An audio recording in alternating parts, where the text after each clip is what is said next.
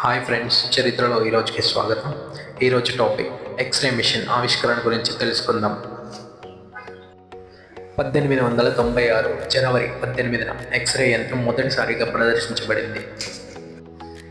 X ray ఆవిష్కరణ చాలా విచిత్రంగా ఉంటుంది, ఎందుకంటే ఇది అనుకోకుండా జరిగిన ఆవిష్కరణ కాబట్టి. అది ఏ విధంగా జరిగిందో ఇప్పుడు తెలుసుకుందాం.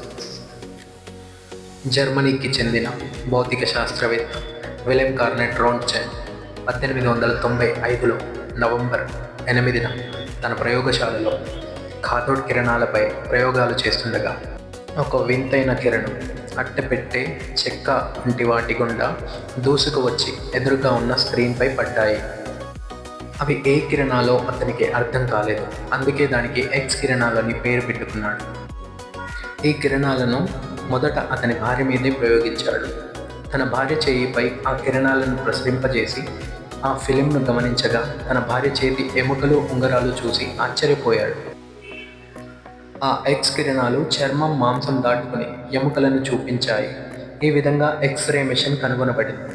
ఈ ఇన్వెన్షన్కు గాను 1901లో నోబెల్ ప్రైజ్ పొందాడు. ఈ ఆవిష్కరణపై రోంట్జెన్ ఎటువంటి పేటెంట్ హక్కులు తీసుకోలేదు.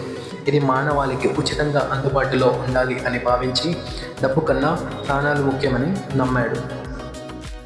ఇలాంటి మరిన్ని ఇన్ఫర్మేటివ్ వీడియోస్ కోసం వెంటనే ఫాలో చేయండి. యూట్యూబ్లో సబ్స్క్రైబ్ చేయండి. Thank you. జై హింద్.